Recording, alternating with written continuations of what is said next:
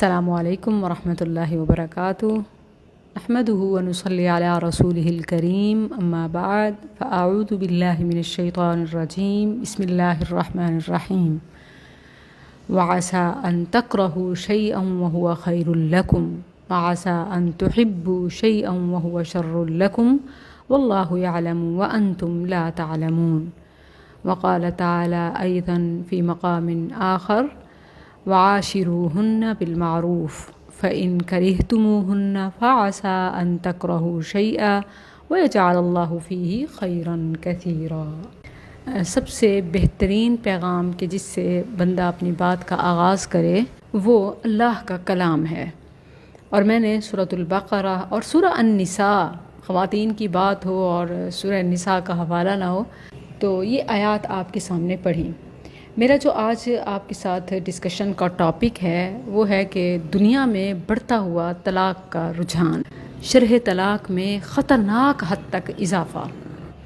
اچھا، ویسے اگر ہم اپنی بات کریں تو پاکستان، پنجاب، ہمیں یہ پرسنٹیج اور زیادہ نظر آتی ہے،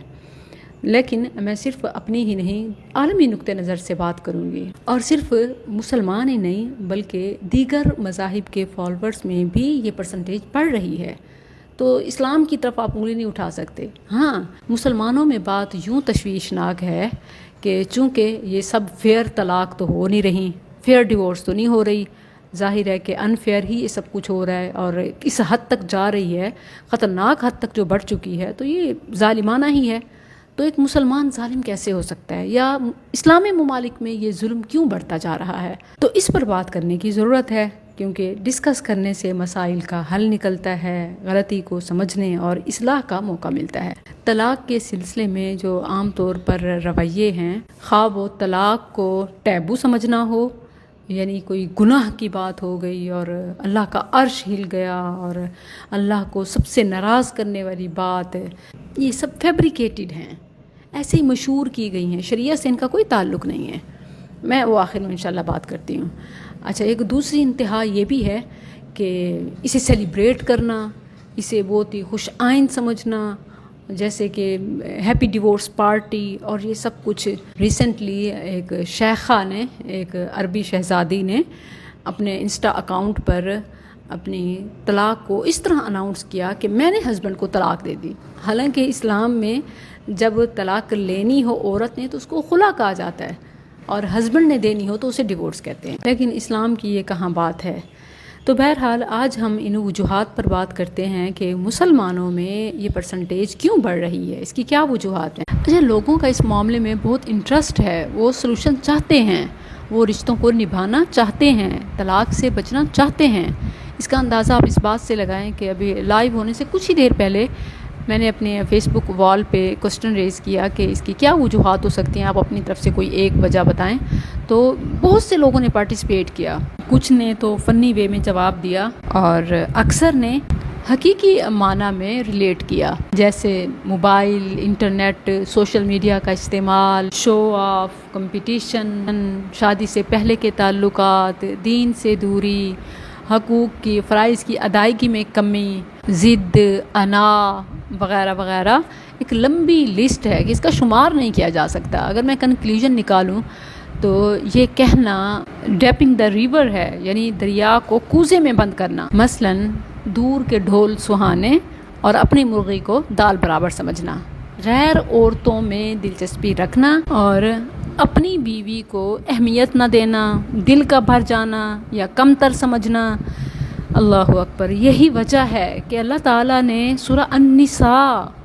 اور ویمن رائٹس کے حوالے سے جو کمپلیٹ صورت ہے، اور اصل میں صرف یہ النساء ہی نہیں بلکہ چونکہ النساء خواتین فیملی میں اہم مقام رکھتی ہیں، تو فیملی رائٹس کے حوالے سے اور ازدواجی زندگی کے سلسلے میں اللہ سبحانہ و تعالیٰ نے جو نصیحت کی، وَعَاشِرُوهُنَّ بِالْمَعْرُوفِ فَإِن كَرِهْتُمُوهُنَّ فَعَسَىٰ أَن تَكْرَهُوا شَيْئًا وَيَجْعَلَ اللَّهُ فِيهِ خَيْرًا كَثِيرًا۔ مردوں کو حکم ہے ان کی خواتین کے بارے میں کہ اچھے طریقے سے رہو، اگر تم انہیں ناپسند کرو تو ہو سکتا ہے کہ تم ایک چیز کو ناپسند کرو اور اللہ اس میں بہت بھلائی رکھ دے۔ تمہیں اخلاقی لحاظ سے کوئی کمی نظر آتی ہے، کوئی کمزوری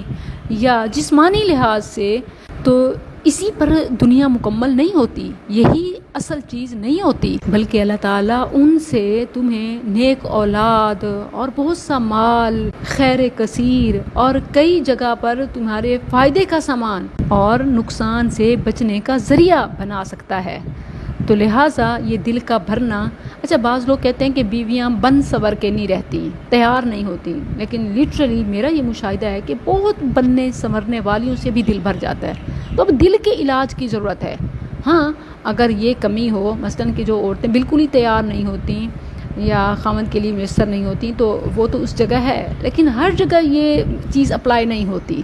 بہت سی تیار ہونے والیوں کو بھی خاوند لفٹ نہیں کرواتے، بلکہ کئی تیار ہونے والی تیار ہو کے بیٹھی رہتی ہیں خاوند کے انتظار میں، اور وہ باہر رات گزار کے آتے ہیں اپنا تن من ٹھار کے۔ تو اس میں عورت کا تو قصور نہیں ہے۔ تو یہ کہنا کہ عورتیں تیار نہیں ہوتی، خاوند کو وقت نہیں دیتی، خاوند کے لیے بنتی سورتی نہیں ہے، تو میں تو اس کو بالکل شمار ہی نہیں کرتی نا کہ اس میں کوئی وزن ہو یا یہ چیز کوئی اہم ہو۔ ویسے بھی آج کل جو بننے سنورنے کا معیار ہے وہ ہیوی ڈریسز، بھاری میک اپ، جیولری اور پتہ نہیں کیا کچھ زندگی کو عذاب بنانا ہے، جس کو سیرت امپریس نہیں کر سکتی، گرویدہ نہیں بنا سکتی، وہ صورت پر کبھی سیٹسفائی ہو نہیں سکتا۔ آپ لاکھ سرجریز کروا لیں، آپ لاکھ بوٹاکس کروا لیں، فلرز لگوا لیں، جو مرضی کروا لیں، اس نے پھر بھی چھوڑ کے جانا ہی جانا ہے۔ تو اللہ تعالیٰ نے اس طرف توجہ دلائی کہ ظاہری نظر آنے والی چیزیں یا تمہیں ناپسند لگنے والی چیزیں تمہارے لیے کئی اور خیر کا ذریعہ ہو سکتی ہیں، یا ضروری تو نہیں ہے کہ ایک شخص میں ساری خوبیاں ہوں، یا اگر کسی میں کوئی خامی ہے تو اب کوئی خوبی ہو ہی نہیں سکتی۔ وَيَجْعَلَ اللَّهُ فِيهِ خَيْرًا كَثِيرًا، انسان خوبیوں خامیوں کا پیکر ہے، یہ دونوں چیزیں ہوتی ہیں۔ اتنے ہی سیانے ہیں تو شادی سے پہلے یہ بھاؤ تاؤ کر لیں، یہ سب چیزیں دیکھ لیں،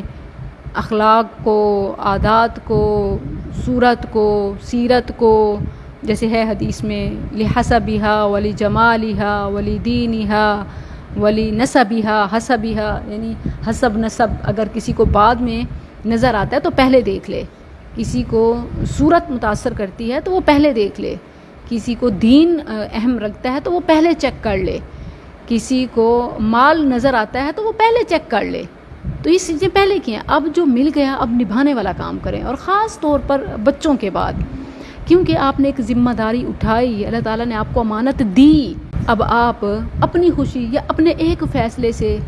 کئیوں کی، اور غیروں کی بھی نہیں، اپنوں کی، اپنے بچوں کی زندگی تباہ کر دیتے ہیں۔ ماں باپ کی جدائی سے بچے نشے، بچے بیماری، بچے قتل، بچے فساد، بچے پتہ نہیں کیا کچھ کس حد تک چلے جاتے ہیں۔ شاید طلاق لینے دینے والے اس سے نظریں پھیر لیتے ہیں، دل بڑا دکھی ہوتا ہے، اور اسی وجہ سے میں اس پہ بات کر رہی ہوں کہ اللہ کے لیے ایک بار یہ سوچ لیجئے کہ اللہ تعالیٰ نے آخر تو کوئی اس میں خیر بھی رکھی ہوگی، اللہ تعالیٰ نے کوئی تو اس میں بھلائی بھی رکھی ہوگی، اور آپ کے صبر پر یقیناً وَيَجْعَلَ اللَّهُ فِيهِ خَيْرًا كَثِيرًا۔ عمر رضی اللہ عنہ سے منسوب ایک روایت ہے جو مجھے بہت ہی پیاری لگتی ہے۔ اس طرح کا ایک مسئلہ ان کے پاس آیا ایک کپل کا، کہ انہوں نے کہا کہ اب ہم مزید اکٹھے نہیں رہ سکتے۔ تو عمر رضی اللہ عنہ نے جب ان کی فیملی یعنی بچوں وغیرہ کو دیکھا تو فرمایا کہ یہ باتیں تمہیں پہلے ہی سوچ لینی چاہیے تھیں، اور کیا تم خوش نہیں رہ سکتے تو ایک دوسرے کو برداشت بھی نہیں کر سکتے؟ میں نے بہت تحقیق کی اور مجھے اس میں کوئی ذوف نظر نہیں آیا، اسی لیے میں اس بات کو بیان کر رہی ہوں کہ دیکھیں کہ اب بچوں کی خاطر، اپنی خاطر نہ سے کم از کم بچوں کی خاطر، ہاں اگر یہ ٹاکسک بن جائے، ایمان اور عمل میں بھی مشکل ہو جائے، تو پھر طلاق زحمت نہیں رحمت ہے۔ اس کو ٹیبو مت بنائیں، اس کو عیب نہ سمجھیں، اس کو گالی نہ بنائیں، اس کو دیگر مذاہب کی طرح حرام قرار نہ دیں کہ بس اب ایک دفعہ نکاح ہو گیا سو ہو گیا، اب زندگی جتنی جہنم بن جائے، جیسی مشکل ہو جائے طلاق نہ دیں کہ اس سے تو اللہ کا عرش ہل جاتا ہے۔ یہ موضوع ہے، من گھڑت ہے کہ اہتز عرش الرحمن لطلاق، یہ ثابت نہیں ہے، یہ حدیث نہیں ہے۔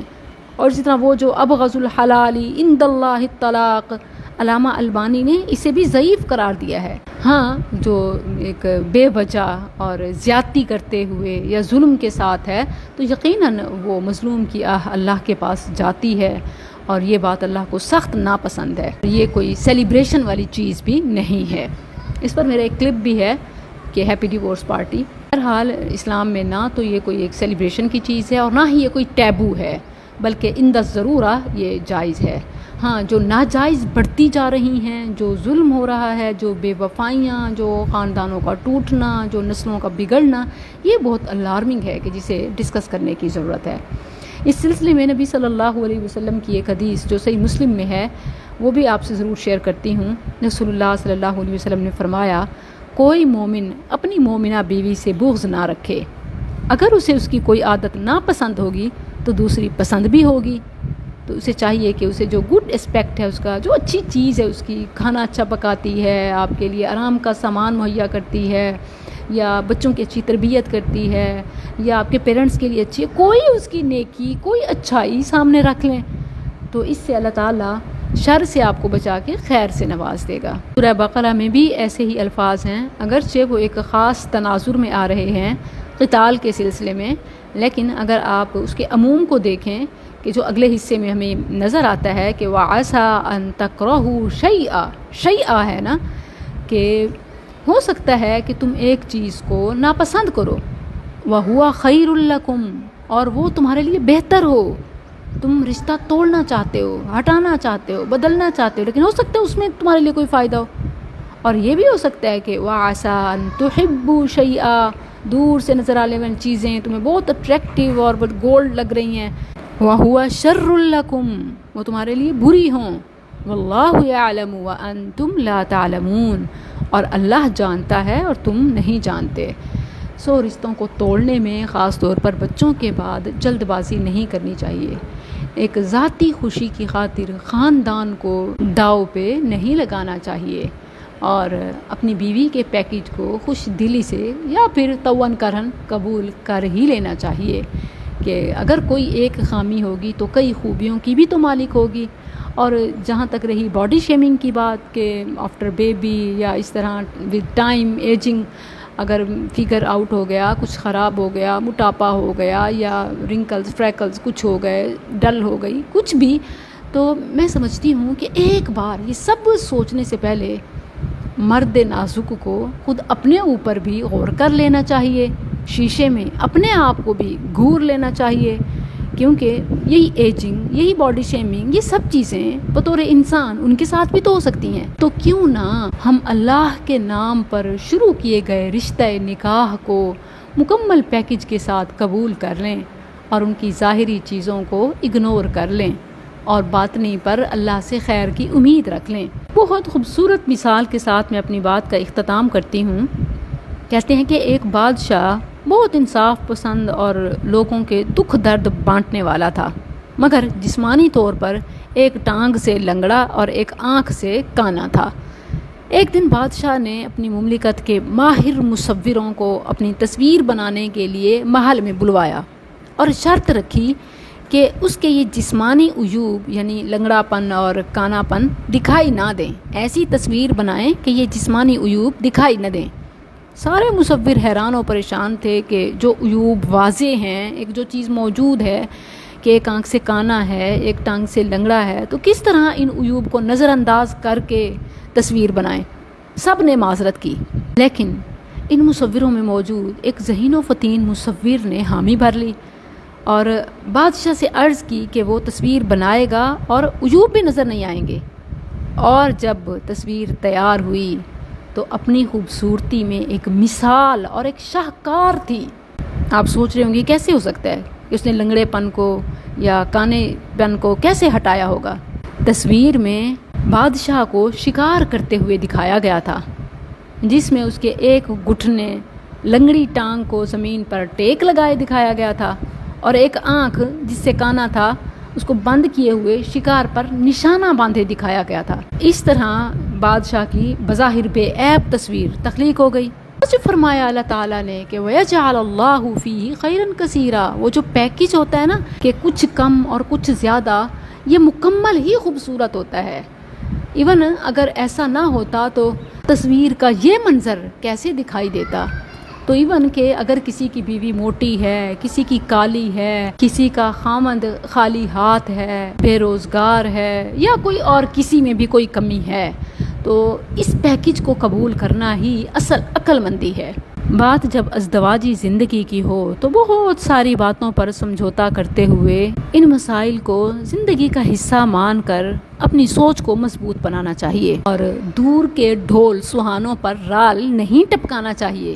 اور اپنی بیوی کو ہی مرغی اور اپنے خامند کو مرغا سمجھ لینا چاہیے، بلکہ شیر اور شیرنی، نہ کہ دال برابر یا لومڑی کے برابر، ورنہ خود آپ کا شکار ہو جائے گا، آپ کسی کا شکار بن جائیں گے۔ تو موجودہ پر شکر کریں،